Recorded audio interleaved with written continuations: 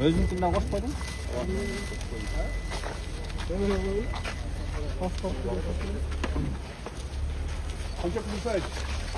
Қанша решаете? У нас пару вопросов можете ответить?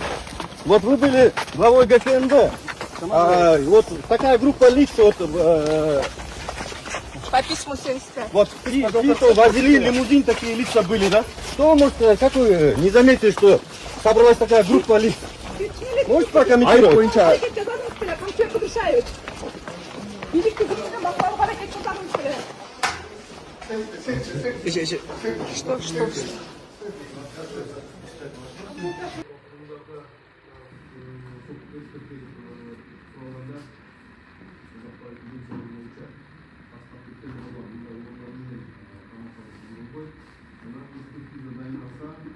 Входящий перечень членов толерантности снижения состава.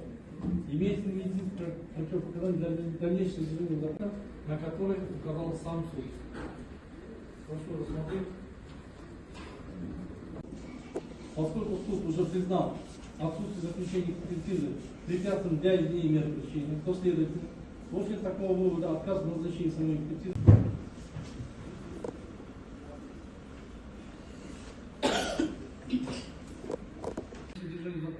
велись существенно ухудшение состояния здоровья или угрозы жизни.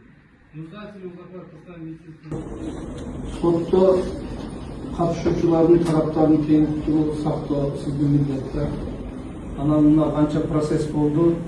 Жарым процессибиз ушул аксакалдын ден соолугуна байланыштуу башкаруу чарасы болду. Баарыбыз көрүп турабыз болду.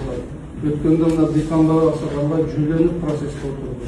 Ал бул азыр соттогу өзүн-өзү коргоо, суроо берүү, кимемни деп сүйлөп отурду. Ассаламу алейкум, жалпы кыргыз элим. Сиздерден жардам сурап кайрылып жатамын. 3 баланын жалгыз бой энесимин. Ортончу балам Умар 6 жашта, диагнозу ДЦП, врожденный паралич. Кайдыгер карабаган кыргыз элим. Уулум Умарга жардам бериңиздер. Балдарыңыздар оорубасын. Жараткан Аллах Таала өзүнөн башка эч кимге муктаж кылбасын. Уулум Умардын жок дегенде отуруп калышына жардам бериңиздер. Балам жок дегенде өзүнүн тамагын өзү ичкенге жардам бериңиздер, суранамын. Уулум Умарды таштабаңыздар.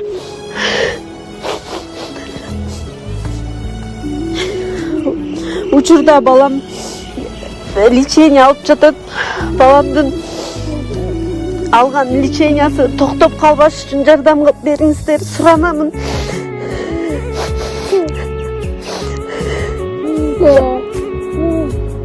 Баа берүүгө бул кишинин аз мүмкүнчүлүгү көрүнбөйт, эткени бул калыбалыга чечимге да таасир этиши мүмкүн да.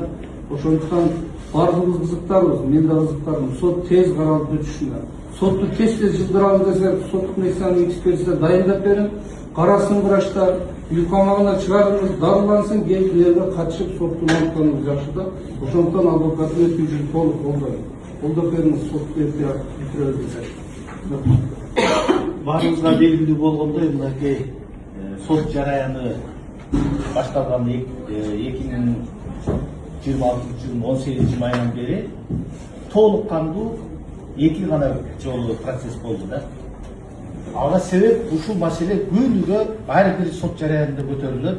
Жарым күн же түштөн кийин жоготобуз, же түшкө чейин жоготобуз. Бул жерде отургандардын баардыгы сот адилет, калыс, ачык өтүшүнө кызыктаргандар.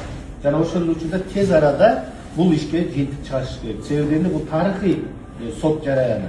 Бул жерде жок нерседен бир атайын бир ушундай маселеге келдик. Бул тарыхый жараян болуп калат. Андыктан ак кара деп чекип койгонго бул жерде отургандардын баардыгы ошол эле учурда коомчулукка кызыктар. Ошон үчүн биз жараянды мыйзамдын чегинде, бардык мыйзамдын талаптарына ылайык өткөрөбүз десек, анда биз башынан ээлге түзүп отуруп, ушул кемчиликтерди, ушул баягы терс көрүнүштөрдү жоюп алышыбыз керек. Антпесек, сот жараяны дагы узарат.